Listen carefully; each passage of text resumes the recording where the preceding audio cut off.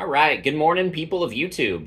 This time we're back with another Bt13 deck profile. This time it is a heavily underrepresented deck. We have Imperialdramon. So this is a deck that I think is actually really strong under the current format. Fighter mode kind of bottom decks all of your opponent's Marcuses, which is really funny.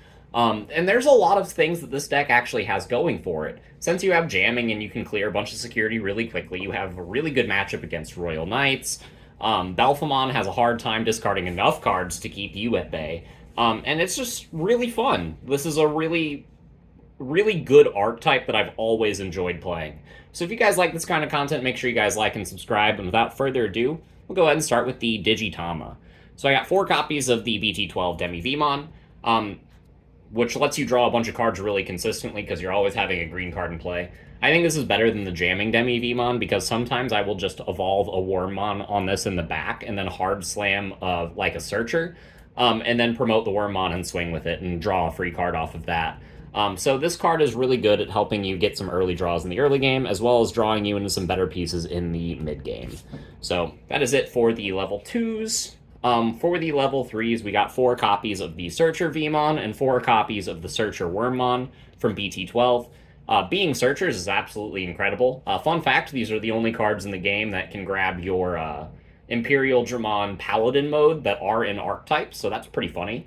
But also the end of turn to be able to Jogress is the most important effect, right? So you're going to be able to hard slam a level 4 at the end of your turn, maybe put your opponent to like 1, and then DNA Digivolve, and then get the memory back off of your level 4's effects. So these cards are very important for getting your play started, and every rookie that you have really wants to have this inheritable effect, because you really need it to be able to do your end-of-turn DNA play. So I am playing 8 of those. I am also playing 3 copies of the Wormmon from the starter deck that has that same inheritable effect, just because it's that important.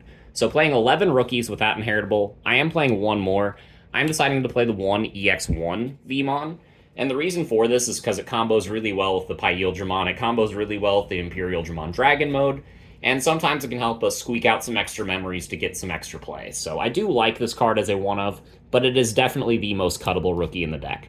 But I do like playing 12, so that way I always have the opportunity to open one after mulliganing if I need to, and also can play rookies to get some searches in the early to mid game. So for the level 4s, this is where I think a lot of people are actually building the deck wrong. I'm playing 4 copies of the Bt12 XVmon. I'm playing 4 copies of the Bt12 Stingmon. I feel like these are pretty self-explanatory. These are the mandatory ones that give you the inheritable piercing and jamming, respectively, but also give you memory back whenever you DNA, making them really good. And then I am playing 3 copies of the starter deck Stingmon and 3 copies of the EX1 XVmon as well. So the point of contention here is I am playing like 14 rookies in this, or 14 level 4s in this deck.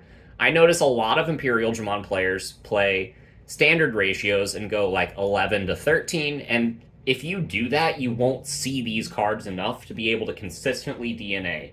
A lot of people think that this is kind of a lower tier deck, because if you build the deck that way, you have to spend a lot of time slamming Davises, slamming rookies in order to search for the pieces you need. But if you built the deck kind of like this, then you should consistently draw into them when you need them, and only have to slam 1, maybe 2 searchers in the early game to search for your high-end cards. So these are pretty phenomenal as far as consistency, and as far as being able to keep game in your favor, because if they deal with your first Imperialdramon stack, you're going to be struggling to find more copies of these if you play any less than 14, and being able to get a second DNA in the mid-game if you need it, to get the game back into your favor is something that really helps this deck.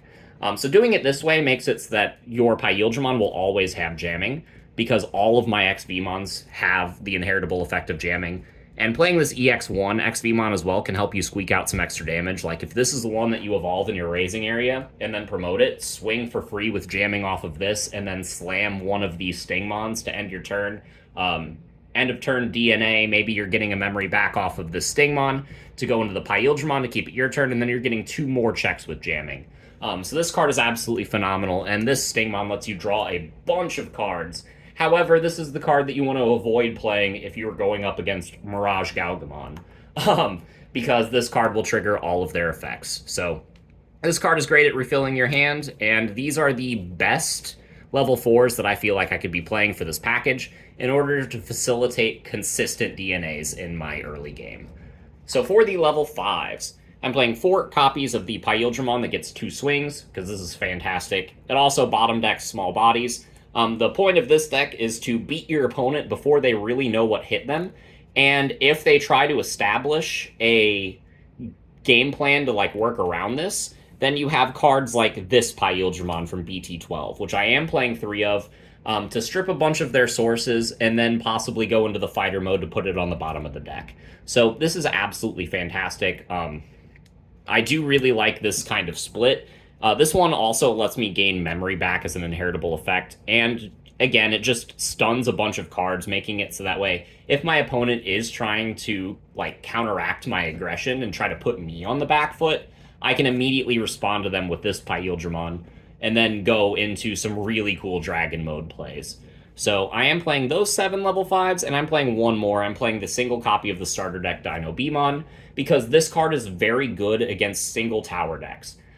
Decks like Black War Greymon, Alphamon, Machinedramon won't really appreciate being forced to suspend and then not being able to do anything on their next turn. Even against Shine Greymon, you can suspend their big Shine stack, and then they'll be forced to use their Marcuses to build up another one. Or just, best case scenario, you completely shut them down for the turn. So I do really like this Dino B as a one-of, and it does put in a fair amount of work. So that is it for the level 5s. For the level 6s, I got 2 copies of the Dragon Mode from Bt12. This card is phenomenal for being able to just go into a fighter mode for free at the end of attack, which is going to bottom deck all of their cards that are suspended, because this first effect will let you unsuspend itself and then suspend something else that they have in play whenever you Digivolve into it. So they have one thing with sources. You suspend that and then go into the fighter mode and then bottom deck everything that they have that doesn't have a source and the thing that you just suspended off of this. And you're doing a bunch of damage in the meantime, because you have the inheritables of piercing and jamming. Maybe you are gaining extra memory with the Imperialdramon and the EX1Vmon. Like, there's a lot of things going for this card, but I feel like any more than 2 is just a little bit clunky for what I want for this deck. So for the main fighter mode, I am playing 3 copies of this card because it is absolutely phenomenal. Ironically, 3 was all I owned. I would probably bump this card up to 4, but for now it's been testing at 3 pretty well. This is, again, the card that you're using to bottom deck your opponent's entire board. So that way all of the early game damage that you're doing, this card makes it so that your opponent is on the back foot and can't even build up a board, and all you have to do is just punch them a couple more times, which is very, very easy to do with this deck, as I have previously established. So this card is also a blocker, sec attack up 1, and he gets pretty meaty. This is absolutely a phenomenal card, and I think at least 3 of it is mandatory if you're going to build this type of deck. I'm playing 2 more level 6s. I am playing 1 copy of the starter deck Dragon Mode, because this card is really good in combination with HPD, in combination with cards like Ken and Davis. It's really strong as well, since we are playing 8 level 5s, because you will be able to get your double swing off the Imperialdramon, maybe go into this, and if you still have memory, then you can go into another Imperialdramon and get 2 more checks off of that, and oftentimes put them in a losing position. So this is really cool at being able to extend your combos, but again, this is probably the least necessary level 6 for the list. And then I'm playing one more. I am playing a single copy of the Bt8 fighter mode. The reason for this is, again, because I don't have 4 copies of the Bt12, but there are a lot of times in situations where when attacking to unsuspend this card has come up a lot. Like to be able to swing with XV, swing twice with Imperialdra, go into the Dragon mode, and then swing with that, and then end of turn, Digivolve into this, activate the Ken and Davis to unsuspend, and then get another check with this, followed up with Blitz Omni, and yeah, you're just OTKing them. So there are some really insane plays that you can do with this. But again, this card is just in here for a little bit of extra spice and to pad out our level 6 lines so that we are drawing Imperialdramon when we need to draw Imperialdramon. So for the level 7s, I got one copy of Blitz Omni because this card can steal you games. You're already swinging so much and all of your level 6s are blue, so it made sense to include this card. I'm playing one copy of Paladin mode to round out the level 7s. I was thinking of including the Merciful mode in here as well, just to give you a really good matchup against things like Millithloop, any of the Gizmon package decks that Belphamon might play, or even against Jessamon to tuck all their Sistermons to the bottom of the deck. But I felt like Paladin mode was a much better inclusion because it will bottom deck all of their sources, including X-Antibody, which will mean that you can tuck cards like Chaosdramon and Black or Greymon X to the bottom of their deck just by going into this. And again, the Dragon mode can end of attack go into this off of its own effect, which you can combine with its own effect to reduce its cost. So you can go into this card for actually pretty cheap if you use cards like it's the Omni to tuck under, or even cards like HPD. So this card just made a lot of sense to include in the list because a lot of decks that would give you a problem, this card just kind of answers. So for the Tamers, I'm playing 2 copies of Davis, helps us search whatever we need, and also sometimes having a memory setter is really nice. This is mostly in here just for a searcher, however. We play 2 copies of Ken and Davis. This is mostly in here because it is a combo extender. Again, we will be able to evolve into the fighter mode and tap this and then be able to unsuspend the fighter mode. So this is in here mostly for that, but again, it can give you a lot of extra memory. And having these cards potentially be hitting your security to give you extra memory at the start of the game could definitely steal you a game or two here and there. So I do like having the Tamers, but a lot of the times you will not play them, if you know what I mean. So for the options, I have 1 copy of Ice Wall, because if something goes wrong, you can build up a stack in the back and then Ice Wall and then make it so they don't really have anything to do. And then you can win on the following turn. This card is absolutely fantastic against decks like Shine Greymon. We have 1 copy of HPD because for some reason I'm still allowed to play this card. This card combined with all of our Dragon mode and Fighter mode combos is really, really stupid. Plus, it can combo with the Paladin as well. And then I have, for the 50th card, a single copy of V-Laser. After testing, this card has been really, really good, and I kind of want to bump it up to 2, but I don't really know what to cut. What this card allows you to do is trash extra sources before you go into your Bt12 Pyildramon. So that way, if they have a big stack, then you are able to make it so that the Pyildramon can still stun it, which is absolutely fantastic. And also, for 3 cost, it plays a level 4 blue card from your hand if you have a green Digimon in play.